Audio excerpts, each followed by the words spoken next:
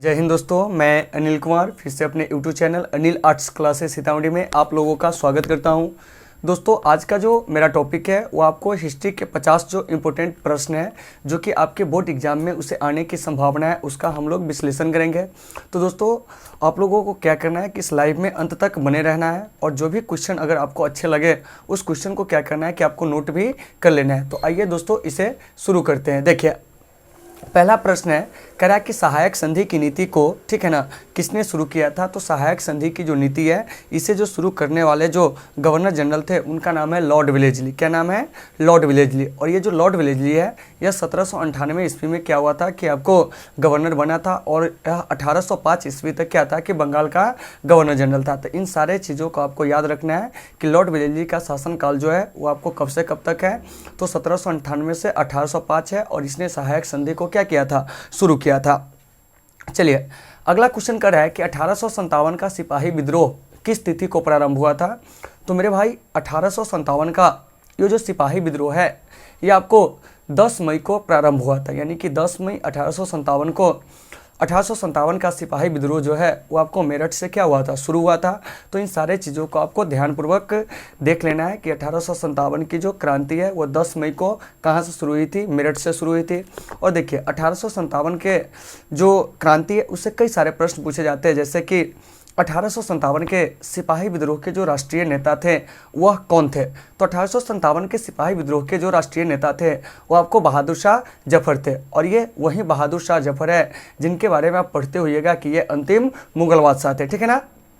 फिर कभी कभी क्वेश्चन पूछेगा कि पटना से 1857 के सिपाही विद्रोह का नेतृत्व कौन किया था। तो पटना से 1857 के सिपाही विद्रोह का जो नेतृत्व किया था वो आपको पीर अली किया था, ठीक है ना। जबकि बिहार से अगर पूछा जाए तो हो जाएगा आपको बाबू वीर कुंवर सिंह हो जाएगा, अवध से बेगम हजरत महल हो जाएंगे, ठीक है ना। वहीं आपको झांसी से रानी लक्ष्मीबाई, कानपुर से तात्या टोपे और नाना साहब, ठीक है ना। तो ये सब क्या है कि 1857 के सिपाही विद्रोह से पूछे जाने वाले महत्वपूर्ण प्रश्न है। तो आप लोग बाद में वीडियो को पॉज करके भी क्या करेंगे?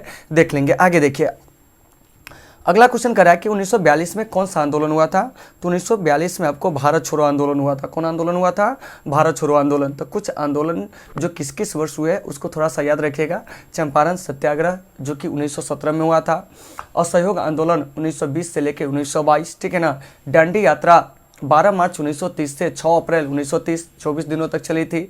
सविनय अवज्ञा आंदोलन 1930 से 31, ठीक है ना। 31 में से बंद कर दिया गया, फिर बाद में इसको क्या किया गया था? शुरू किया गया था। भारत छोड़ो आंदोलन 1942। तो इन सारे चीज़ों को आपको देख लेना है, ठीक है ना। और ये जो भी आंदोलन है गांधी जी के द्वारा क्या किया गया था? चलाया गया था। आगे देखिए, करा कि संथाल विद्रोह के नेता कौन थे। तो संथाल विद्रोह के जो नेता थे वो आपको सिद्धू और कान्हू थे। कौन थे?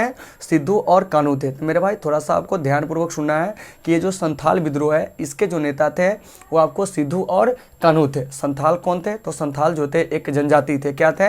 जनजाति थे, ठीक है ना। तो इन सारे चीज़ों का आपको ध्यानपूर्वक सुनना है। संथाल विद्रोह जो हुआ था कब हुआ था? 1855-56 में।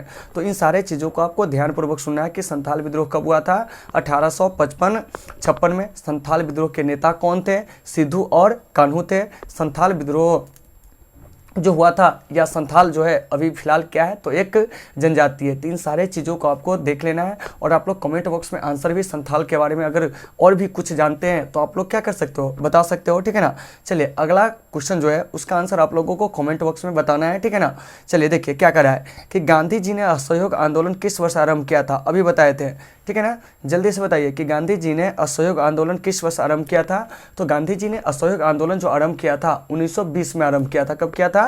1920 में। याद रखिएगा कि ये जो असहयोग आंदोलन है, ठीक है ना, वो आपको 1 अगस्त 1920 को शुरू हुआ था और 1922 में इस आंदोलन को वापस ले लिया गया था।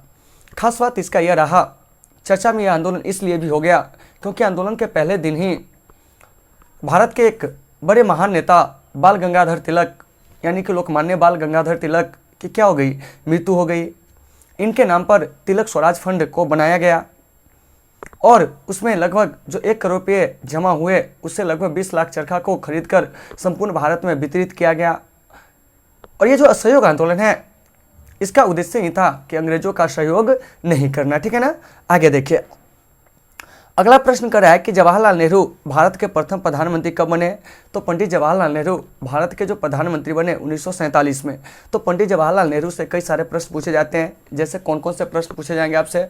सबसे लंबा कार्यकाल किस प्रधानमंत्री का रहा।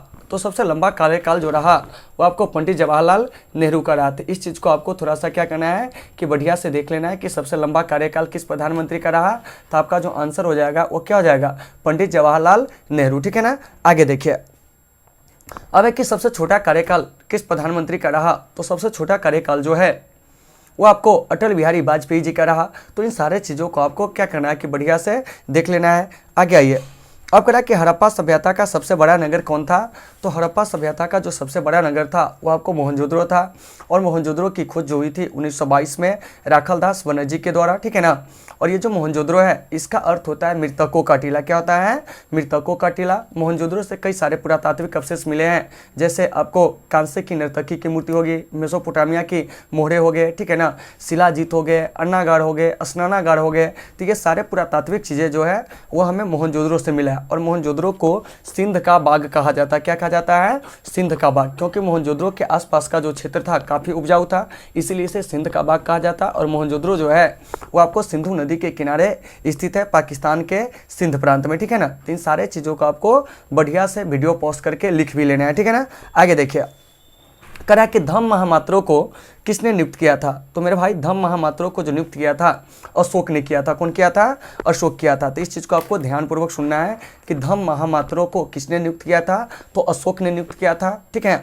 अशोक जो था मौर्य वंश का तीसरा शासक था। कौन सा शासक था, तीसरे क्रम का शासक था। और अशोक का जो शासनकाल था 273 से लेकर 236 ईसा पूर्व था। अशोक कलिंग युद्ध के बाद बौद्ध धर्म को अपना लिया था, इस चीज़ को भी याद रखना है।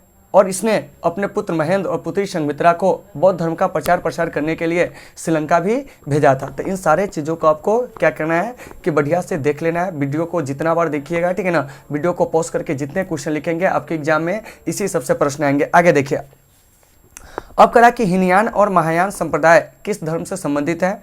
तो हीनयान और महायान का जो संबंध है वो आपको बौद्ध धर्म से, किस धर्म से है, बौद्ध धर्म से। तो थोड़ा सा याद रखिएगा। देखिए, हीनयान पूछे, महायान पूछे, वर्जियान पूछे, ठीक है ना।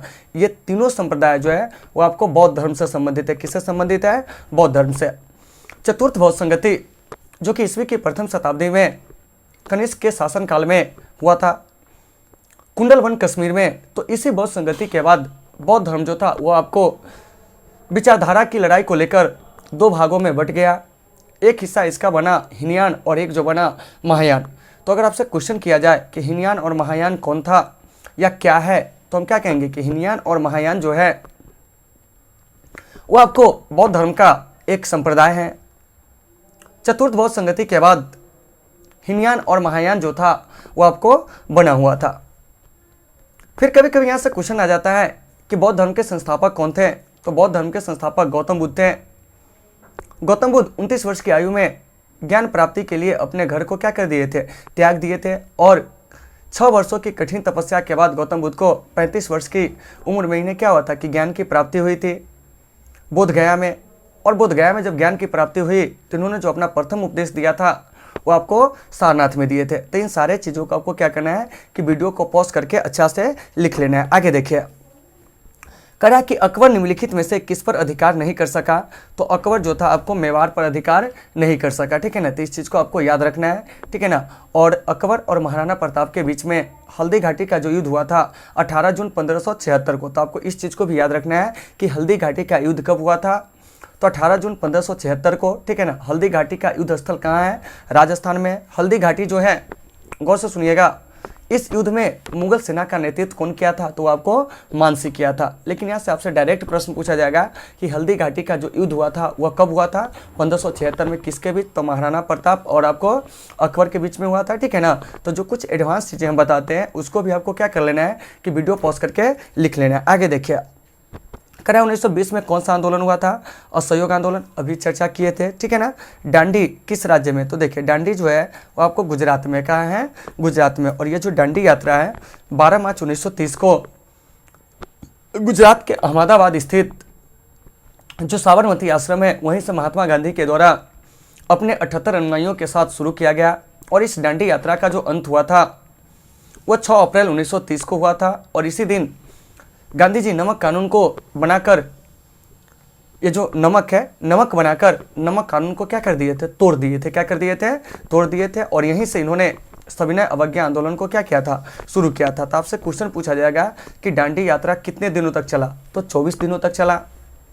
दांडी यात्रा किसके द्वारा शुरू किया गया था, महात्मा गांधी के द्वारा।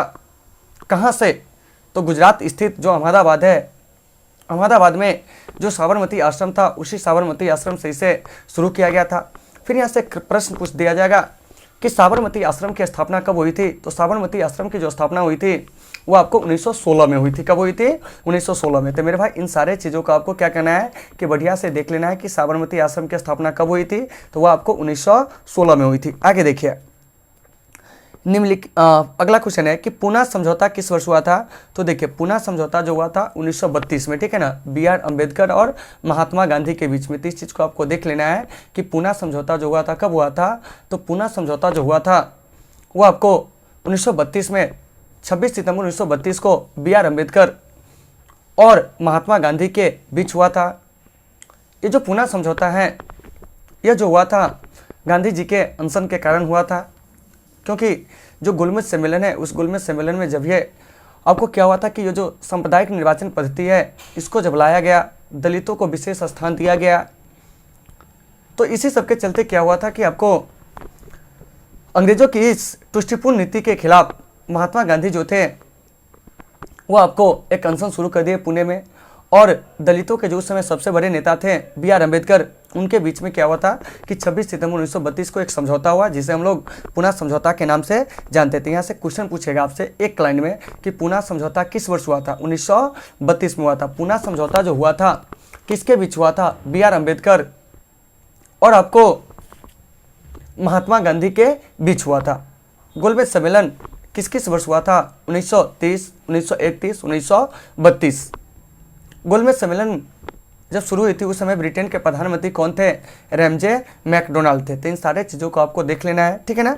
आगे आइए, करा निम्नलिखित में से कौन मुगल बादशाह आलमगीर के नाम से जाना जाता है, तो देखिए आलमगीर के नाम से हम लोग औरंगजेब को जानते हैं। किसको जानते हैं, औरंगजेब को। तो मेरे भाई ध्यान से सुनिएगा, ये जो औरंगजेब है, इसको नैतिकता की वजह से, इसकी अच्छी नैतिकता की वजह से इसे जिंदा पीर भी कहा जाता है।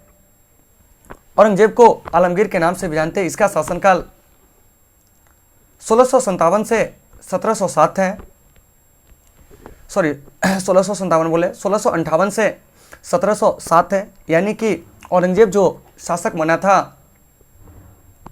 वह आपको 1658 में बना था, और औरंगजेब की जो मृत्यु हुई थी वो आपको 1707 में हुआ था। औरंगजेब अपने जीवन का जो अंतिम समय बिताया था वो आपको दक्षिण भारत में बिताया था। तो इन सारे चीज़ों को देख लेना है। आगे आइए, कह रहा है कि अर्थशास्त्र और इंडिका से हमें किसकी जानकारी मिलती है, तो मौर्य वंश की। किस वंश की जानकारी मिलती है, मौर्य वंश। इंडिका के जो लेखक हैं मेगास्थनीज। अर्थशास्त्र के जो लेखक हैं वो आपको चाणक्य, कौटिल्य या विष्णुगुप्त है। तो मेरे भाई इन सारे चीज़ों को आपको क्या करना है कि वीडियो पॉज करके लिख लेना है। और ये जो मौर्य वंश है, इसके संस्थापक जो थे चंद्रगुप्त मौर्य, ठीक है ना, जबकि इस वंश के अंतिम शासक जो थे वो आपको वृहद्रथ थे। आगे देखिए, कह रहा कि स्तूप का संबंध किस धर्म से है, तो मेरे भाई स्तूप का जो संबंध है वो आपको बौद्ध धर्म से है। तो देखिए, स्तूप पूछे तब, विहार पूछे तब, चैत्य पूछे तब, इस सबका जो संबंध है वो आपको बौद्ध धर्म से। किस धर्म से है, बौद्ध धर्म से। तो थोड़ा सा ध्यान रखना है आपको कि ये जो स्तूप है, इस स्तूप का संबंध जो है किससे है, तो स्तूप का जो संबंध है आपको बौद्ध धर्म से। चैत्य का संबंध किससे है, बौद्ध धर्म से, ठीक है ना। इसके अलावा विहार का संबंध किससे है, तो बौद्ध धर्म से है। आगे चलिए, कह रहा है कि एलोरा के कैलाश मंदिर का निर्माण किस राजवंश ने कराया था, तो राष्ट्रकूट ने कराया था। किसने कराया था, राष्ट्रकूट वंश के जो राजा थे उसी ने क्या किया था कि जो कृष्ण प्रथम थे, ठीक है ना, सॉरी कृष्ण द्वितीय, उसके द्वारा क्या हुआ था कि एलोरा के कैलाश मंदिर का निर्माण कराया गया था। और ये जो एलोरा का कैलाश मंदिर है ये आपको महाराष्ट्र में, कहाँ है, महाराष्ट्र में है। और इसका निर्माण राष्ट्रकूट वंश के जो शासक थे उसने कराया था। तो फिर यहाँ से एक प्रश्न आएगा कि राष्ट्रकूट वंश के संस्थापक कौन थे, दंती दुर्ग थे। राष्ट्रकूट वंश की जो राजधानी थी कहाँ थी? मान्यखेत था। कहाँ था? मान्यखेत। तो इन सारे चीज़ों को आपको वीडियो पॉज करके क्या कर लेना है? लिख लेना है। आगे आइए, कह रहा है कि बाबर की आत्मकथा का नाम क्या है? तो बाबर की जो आत्मकथा है उसका नाम जो है वो आपको तुजुक ए बाबरी है। क्या है? तुजुक ए बाबरी। याद रखिएगा कि बाबर की जो आत्मकथा है उसका नाम क्या है? तो उसका नाम जो है तुजुक ए बाबरी है। क्या है? तुजुक ए बाबरी, ठीक है ना। अगर ऑप्शन में आपको पहले दिया रहे बाबरनामा तो आप सबसे पहले मारेंगे बाबरनामा, क्योंकि बाबरनामा का ही फारसी अनुवाद जो है तुजुक ए बाबरी कहलाता है, ठीक है ना। तो अगर आपसे क्वेश्चन पूछा जाए कि बाबर की आत्मकथा का नाम क्या है तो हम क्या कहेंगे? बाबरनामा, ठीक है ना। अगर बाबरनामा ऑप्शन में नहीं रहे तो हम मारेंगे तुजुक ए बाबरी। आगे देखिए, कह रहा है कि आइन अकबरी नामक प्रसिद्ध ग्रंथ की रचना किसने किया था? तो आइन अकबरी नामक प्रसिद्ध ग्रंथ की रचना अबुल फजल किया था। अकबरनामा की रचना अबुल फजल किया था। आइन अकबरी से हमें अकबरकालीन कृषि व्यवस्था के बारे में, मुगलकालीन कृषि व्यवस्था के बारे में जानकारी मिलती है। और ये जो आइन अकबरी है अकबरनामा का तृतीय भाग है। क्या है? अकबरनामा का तृतीय भाग है। तो इन सारे चीज़ों को आपको क्या करना है? बढ़िया से लिख लेना है, ठीक है ना। आइन अकबरी का अंग्रेजी अनुवाद ब्लाचमैन और जैरेट ने किया था, जबकि अकबरनामा का अंग्रेजी अनुवाद हेनरी बेवरिज ने किया था।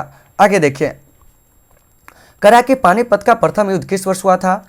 तो पानीपत का जो प्रथम युद्ध हुआ था मेरे भाई वो आपको 1526 में हुआ था, जबकि द्वितीय युद्ध 1556 में हुआ था, तृतीय युद्ध 1761 में हुआ था। पानीपत का प्रथम युद्ध बाबर और इब्राहिम लोदी के बीच हुआ था। पानीपत का द्वितीय युद्ध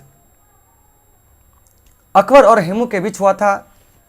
पानीपत का तृतीय युद्ध जो है मेरे भाई वो आपको मराठों और अफगानों के बीच हुआ था 1761 में। तो देखिए, पानीपत का पहला युद्ध 1526, दूसरा 1556, तीसरा 1761 में। तो इन सारे चीज़ों का आपको क्या कर लेना है कि वीडियो को पॉज करके देख लेना है, ठीक है ना। आगे देखिए, विजयनगर का महानतम शासक कौन था? तो ये आपको कृष्णदेव राय थे, और कृष्णदेव राय का जो संबंध था वो आपको तुलु वंश से था। तो यहाँ पर आई विजयनगर। विजयनगर साम्राज्य की जो स्थापना हुई थी 1336 ईस्वी में, और विजयनगर साम्राज्य के जो संस्थापक थे वो आपको हरिहर और बुक्का नामक दो भाई थे। क्या थे? कि हरिहर और बुक्का नामक दो भाई जो थे वो आपको विजयनगर साम्राज्य के क्या थे? संस्थापक थे। विजयनगर साम्राज्य की जो राजधानी थी वो आपको हम्पी थी। क्या थी? हम्पी थी। और इस हम्पी को यूनेस्को ने अपने विश्व विरासत स्थल में जो शामिल किया था 1986 में।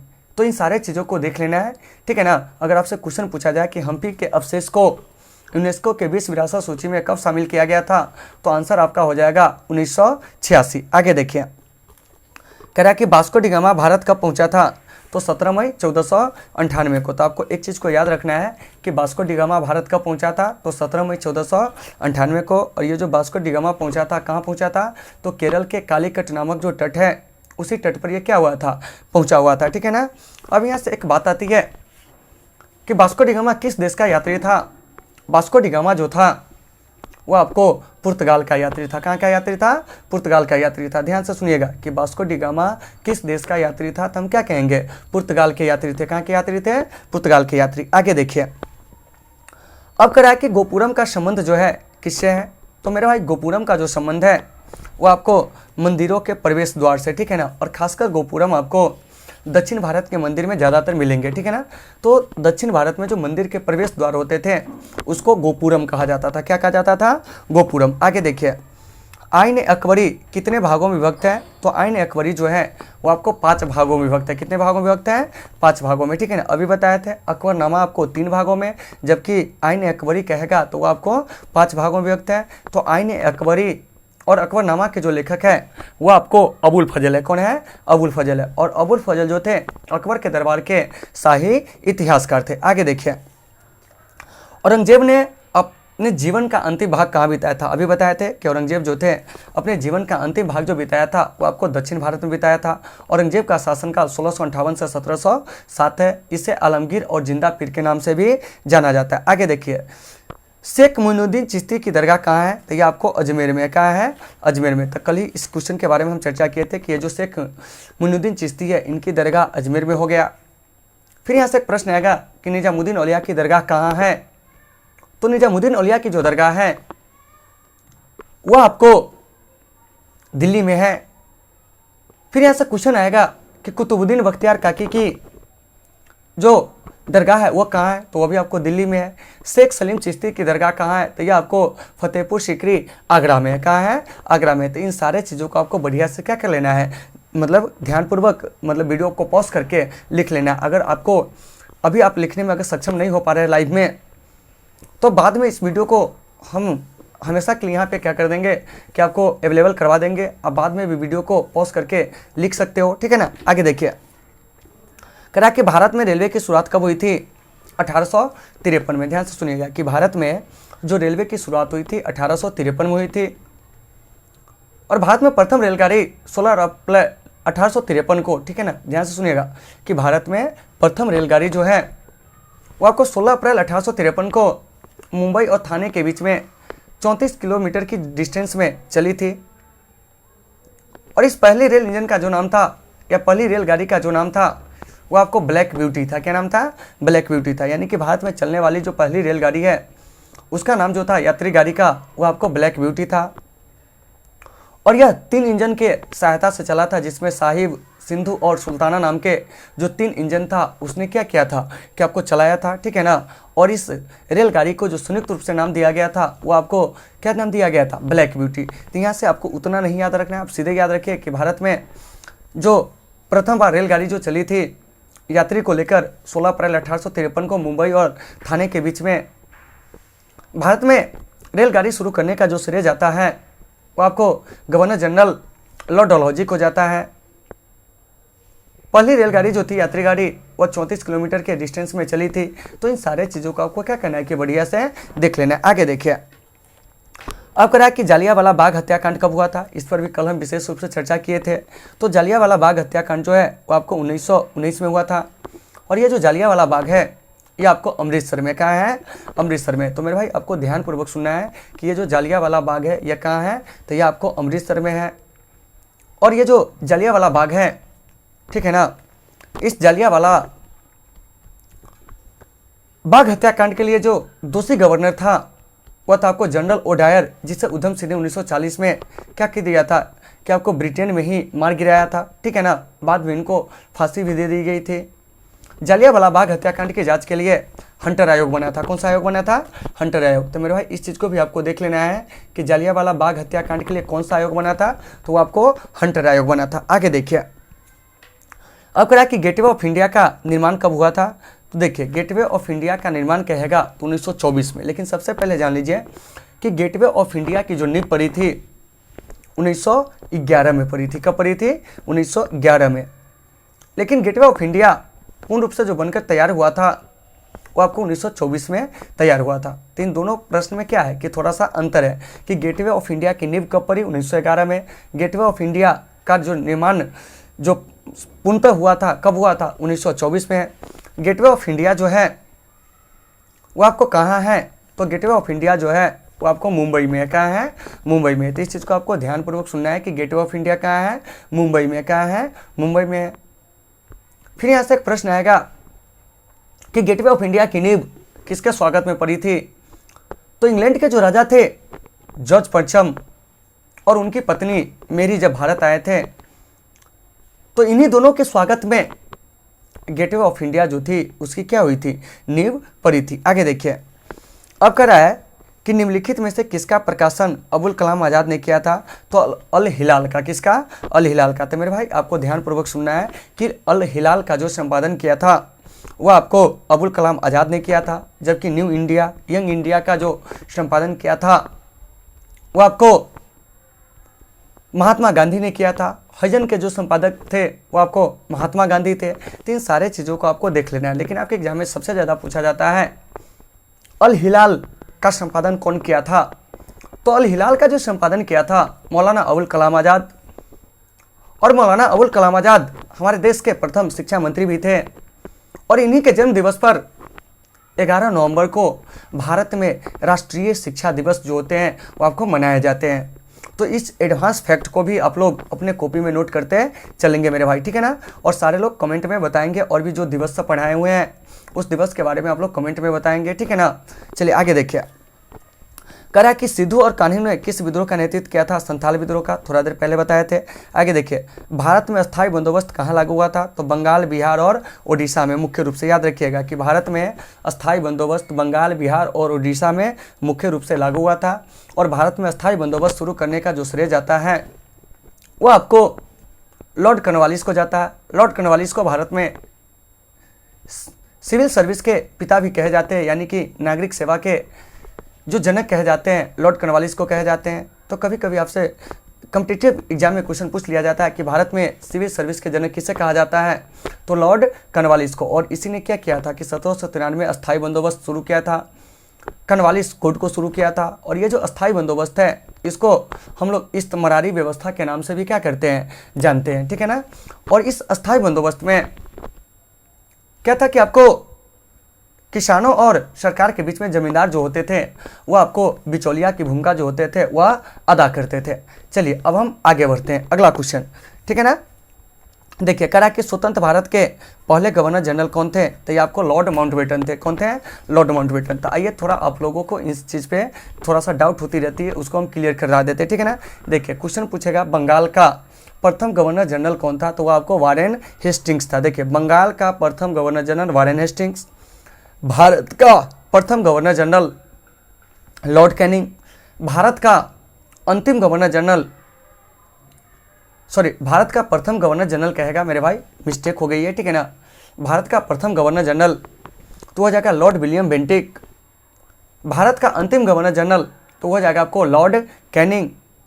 भारत का प्रथम वायसराय लॉर्ड कैनिंग। भारत का अंतिम वायसराय लॉर्ड माउंटबेटन।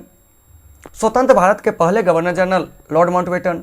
स्वतंत्र भारत के पहले व अंतिम भारतीय गवर्नर जनरल चक्रवर्ती राजगोपालाचारी। तो आइए इस चीज़ को थोड़ा सा हम क्या करते हैं कि देखते हैं। देखिए, बंगाल के प्रथम governor general Warren Hastings. Bharat के प्रथम governor general Lord William Bentinck. Bharat के अंतिम governor general Lord Canning. Bharat के प्रथम वायसराय लॉर्ड कैनिंग ही। भारत के अंतिम वायसराय लॉर्ड माउंटबेटन। स्वतंत्र भारत के पहले गवर्नर जनरल, देखिए, स्वतंत्र भारत के पहले गवर्नर जनरल लॉर्ड माउंटबेटन। स्वतंत्र भारत के प्रथम व अंतिम भारतीय गवर्नर जनरल तो वो हो जाएगा आपको चक्रवर्ती राजगोपालाचारी। तो मुझे उम्मीद है ये आपको गवर्नर से संबंधित जो भी क्वेश्चन होंगे उसमें आप लोग अब नहीं फंसेंगे। आगे देखिए, करा कि भारतीय संविधान के बनने में कितना समय लगा था? तो भारतीय संविधान को बनने में आपको 2 वर्ष 11 माह 18 दिन लगा था। और भारतीय संविधान, ध्यान से सुनिएगा, कि दुनिया का सबसे लंबा लिखित संविधान है। और इस संविधान में मूल में 395 अनुच्छेद, 22 भाग और 8 अनुसूची थी, जो अभी बढ़कर अनुच्छेद जो है 464 से अधिक हो चुकी है। इसके अलावे आपको भाग जो है वो आपको 25 हो चुकी है। अनुसूची जो है वो आपको 12 हो चुकी है, ठीक है ना। तो इस चीज़ को आपको याद रखना है। कहीं कहीं अनुच्छेद 444 से अधिक भी लिखे रहते हैं, जो कि ये पुराना डाटा है। नए डाटे में आपको 462, 464 ये देते हैं, ठीक है ना। तो इन सारे चीज़ को आपको याद रखना है। भारतीय संविधान पर दुनिया के कई देशों के संविधान का प्रभाव है, लेकिन इस पर जो सबसे ज़्यादा प्रभाव है वो आपको ब्रिटेन के जो संविधान है उसका क्या है, प्रभाव है। तो मेरे भाई इन सारे चीज़ों को आपको क्या करना है कि वीडियो को पॉज करके फिर से क्या करना है, लिख लेना है। आगे देखिए, अब करा कि राखालदास बनर्जी को मोहनजोदड़ो के अवशेष किस वर्ष मिले थे? तो राखालदास बनर्जी को मोहनजोदड़ो के जो अवशेष मिले थे वो आपको 1922 में मिला था। और मोहनजोदड़ो जो है पाकिस्तान में सिंधु नदी के किनारे सिंध प्रांत में क्या है, अवस्थित है। और यह सिंधु घाटी सभ्यता का सबसे बड़ा क्या है, नगर है। मोहनजोदड़ो को हम लोग मृतकों के टीला के नाम से भी जानते हैं। और मोहनजोदड़ो को सिंध के बाग के नाम से भी जानते हैं, क्योंकि मोहनजोदड़ो के जो आसपास की भूमि थी वह काफ़ी ज़्यादा क्या थी, उपजाऊ थी। क्या थी, उपजाऊ थी। इसीलिए इसे हमारे पुरातत्वविद जो थे उन्होंने इसे सिंध के बाग के नाम से क्या किया, उच्चारित किया। यहाँ से बहुत सारे पुरातात्विक वस्तुएं मिली, जैसे कांसे की नर्तकी, मेसोपोटामिया की मोहरे, शिलाजीत, अन्नागार, स्नानागार, ये सारे चीज़ जो है हमें मोहनजोदड़ो से मिले। आगे देखिए, अब करा कि सिंधु घाटी सभ्यता में विशाल स्नानागार के अवशेष कहाँ से मिले थे? तो सिंधु घाटी सभ्यता में विशाल स्नानागार के अवशेष जो हैं वो आपको मोहनजोदड़ो से मिले। कहाँ से मिले हैं? मोहनजोदड़ो से मिले हैं। आगे देखिए, करा कि विजयनगर के स्थापना किसने किया था? तो ये जो विजयनगर साम्राज्य है इसकी स्थापना हरिहर और बुक्का नामक दो भाइयों के द्वारा किया गया था। प्रयाग प्रशस्ति की रचना कौन किया था? कल भी इस वीडियो पे चर्चा किए थे। अगर आप नहीं देखे हुए हैं तो आप जाएंगे चैनल के प्लेलिस्ट में, ठीक है ना, उसमें आपको कल वाले जो वीडियो है वो आपको मिल जाएंगे, ठीक है ना, और उसको देख लीजिएगा, तब ये वीडियो आपको ज़्यादा समझ में आएगी। देखिए, करा कि प्रयाग प्रशस्ति की रचना कौन किया था? तो प्रयाग प्रशस्ति की जो रचना किया था वो आपको हरिसेन किया था। कौन किया था?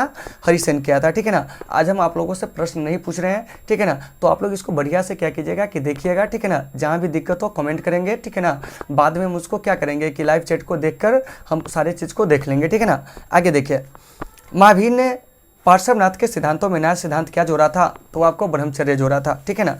तो ध्यान से सुनिएगा कि महावीर स्वामी के जो पंच सिद्धांत थे उसमें सबसे पहला क्या था? ये क्वेश्चन 2 नंबर में पूछे जाते हैं। देखिए, सबसे पहला था सत्य या अमृता, यानी कहने का मतलब कभी झूठ मत बोलिए। उसके बाद था आपको अहिंसा, किसी जीव की हत्या न करे क्योंकि प्रत्येक जीव में आत्मा की वास होती है, ठीक है ना। फिर तीसरा जो था वह था आपको अपरिग्रह। क्या था? अपरिग्रह, अर्थात संपत्ति का संग्रह न करे, अस्ते चोरी न करे, क्या करे? चोरी न करे। और पांचवा सिद्धांत जो था ब्रह्मचर्य। तो अगर आपसे क्वेश्चन पूछेगा कि महावीर स्वामी के जो पंच महाव्रत थे कौन कौन थे? सत्य, अहिंसा, अस्तेय, अपरिग्रह और ब्रह्मचर्य, ठीक है ना। तो महावीर स्वामी ने पार्श्वनाथ के सिद्धांत में जो नया सिद्धांत जोड़ा था वो आपको ब्रह्मचर्य जोड़ा था। अब यहाँ से एक बात आती है कि जो पार्श्वनाथ थे ये कौन थे? तो ये आपको जैन धर्म के 23वें तीर्थकार थे। क्या में तीर्थकार थे? 23वें तीर्थकार, ठीक है ना। अब देखिए, अब करा कि महाभारत की रचना किसने की? तो महाभारत की जो रचना की थी वह आपको महर्षि वेद व्यास ने किया था। कौन किया था? महर्षि वेद व्यास। मेरे भाई, महाभारत से आपके एग्जाम में कई सारे प्रश्न पूछे जाएंगे। जैसे महाभारत के रचयिता कौन है? तो महाभारत के जो रचयिता है वो आपको वेद व्यास है। कौन है? वेद व्यास है। महाभारत किस भाषा में लिखी गई है? महाभारत जो है वो आपको संस्कृत भाषा में लिखी गई है। फिर प्रश्न आएगा कि ये जो महाभारत है इसका मूल नाम क्या है? तो इसका मूल नाम जय संहिता है। महाभारत में अभी 1 लाख से भी अधिक श्लोक हैं, 1948 अध्याय है, 18 पर्व है। महाभारत के जो सबसे ज़्यादा शिक्षाप्रद भाग है वो आपको श्रीमद् भगवत गीता है, ठीक है ना। अब आइए अगला प्रश्न, करा कि किस भारतीय शासक को नेपोलियन की संज्ञा दी गई है? समुद्रगुप्त को। कल के वीडियो में भी चर्चा किए थे कि समुद्रगुप्त को भारत का क्या कहा जाता है? नेपोलियन कहा जाता है। नेपोलियन जो थे फ्रांस के शासक थे और इसी से तुलना किसकी होती है? तो आपको समुद्रगुप्त की होती है। आगे देखिए, 16 महाजन पदों में सबसे शक्तिशाली कौन था? तो 16 महाजन पदों में जो सबसे शक्तिशाली था वो आपको मगध था। और इन 16 महाजन पदों का जो उदय हुआ था 6ठी शताब्दी ईसा पूर्व में। इसके अलावा बौद्ध जैन धर्म का भी जो उदय हुआ था वो आपको 6ठी शताब्दी ईसा पूर्व में हुआ था। फिर प्रश्न आ रही है, इब्न बतूता किस देश का निवासी था? तो इब्न बतूता जो था वो आपको मोरक्को का यात्री था। कल बताए थे कि अगर मोरक्को ऑप्शन में नहीं रहेगा तो आप लोग क्या करोगे कि अफ्रीका जो होगा उस अफ्रीका को भी क्या करेंगे कि मतलब आंसर में बनाएंगे, ठीक है ना, अगर ये ना रहे मोरक्को तब। आगे देखिए, अब करा कि कुतुब मीनार का निर्माण कार्य किसने शुरू किया था? कुतुबुद्दीन ऐबक। लेकिन इसका निर्माण कराया था इल्तुतमिश और इसका मरम्मत जो करवाया था बाद के दिनों में फिरोज शाह तुगलक ने। और ये जो कुतुबुद्दीन ऐबक है ये आपको दास वंश के क्या थे? संस्थापक थे। फिर आपसे क्वेश्चन आएगा कि कुतुब मीनार है कहाँ? तो आपको दिल्ली में। कहाँ है? दिल्ली में। और यह आपको कुतुबुद्दीन बख्तियार काकी की स्मृति में इसका क्या किया गया था? निर्माण कराया गया था। आगे देखिए, उत्तर भारत में भक्ति आंदोलन का आरंभ कौन किया था? रामानंद ने किया था। कौन किया था? रामानंद। कभी कभी क्वेश्चन पूछ लेगा, ठीक है ना, कि उत्तर भारत में भक्ति आंदोलन का आरंभ कौन किया था? तो वो आपको रामानंद किया था। रामानंद जो था वो आपको, इनका जो जन्म हुआ था आपको वाराणसी में हुआ था। कहाँ हुआ था? वाराणसी में हुआ था, ठीक है ना, यानी कि 1299 ईस्वी में। तो इस चीज़ को आपको देख लेना है, ठीक है ना। आगे देखिए, कैप्टन हॉकिंस किस मुगल शासक के दरबार में आया था? तो कैप्टन हॉकिंस जो था जहांगीर के दरबार में। इसके अलावा सर टॉमस रो भी जो था वह जहांगीर के दरबार में। तो कैप्टन हॉकिंस जहांगीर के दरबार में 1608 में आया था, जबकि सर टॉमस रो 1615 में जहांगीर के दरबार में आया हुआ था। अगला प्रश्न देखिए, करा कि दीन ए इलाही धर्म जो है किससे संबंधित है? तो दीन ए इलाही धर्म से जो संबंधित है वो आपको अकबर है। कौन है? अकबर है। ध्यान से सुनिए कि दीन ए इलाही धर्म से जो संबंधित है वो आपको कौन है? अकबर है, ठीक है। और अकबर के बारे में बहुत कुछ बताया था कि अकबर जो है इसे मुगल वंश का वास्तविक संस्थापक कहा जाता है। अब कह रहा है कि स्थापत्य कला का सबसे अधिक विकास किसके समय में हुआ था? तो स्थापत्य कला का जो सबसे अधिक विकास हुआ था वह आपको किसके समय में हुआ था? तो यह आपको शाहजहां के समय में, और शाहजहां का शासनकाल 1627 से 1658 था। शाहजहां का मूल नाम खुर्रम था। इनकी पत्नी का नाम जो था वो आपको मुमताज़ था, और इस मुमताज़ के याद में ही क्या हुआ था कि शाहजहां ने ताजमहल का निर्माण करवाया था। तो इन सारे चीज़ों को आपको देख लेना। आगे देखिए क्या है कि भारत का अंतिम मुगल बादशाह कौन थे? तो भारत के अंतिम मुगल बादशाह जो थे वो आपको बहादुर शाह जफर थे, जबकि भारत में मुगल वंश के संस्थापक जो थे वो आपको बाबर थे। कौन थे? बाबर थे। फिर प्रश्न किया जा रहा है कि मुस्लिम लीग की स्थापना कब हुई थी? तो मुस्लिम लीग की स्थापना 1906 में हुई थी। तो आइए कुछ जो राजनीतिक पार्टी है उसकी स्थापना कब कब हुई थी उसके बारे में हम लोग क्या करते हैं, जानते हैं।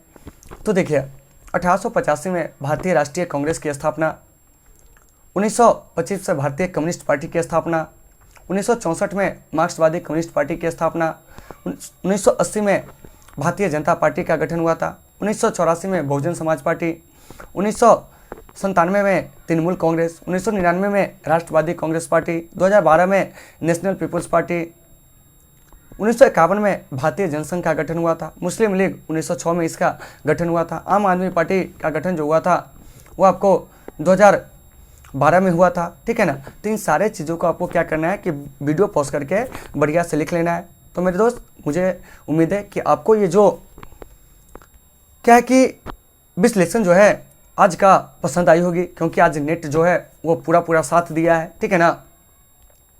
आप लोगों को इसमें किसी प्रकार का अगर कोई डाउट हो तो आप लोग कमेंट बॉक्स में बताएंगे, हम आपकी समस्या का बाद में समाधान करने का प्रयास करेंगे। तो दोस्तों आज की इस लाइव क्लास को हम यहीं पे विराम देते हैं, फिर मिलते हैं आपसे अगले क्लास में। जब तक के लिए आप सबों से सुविधा, take care all of you.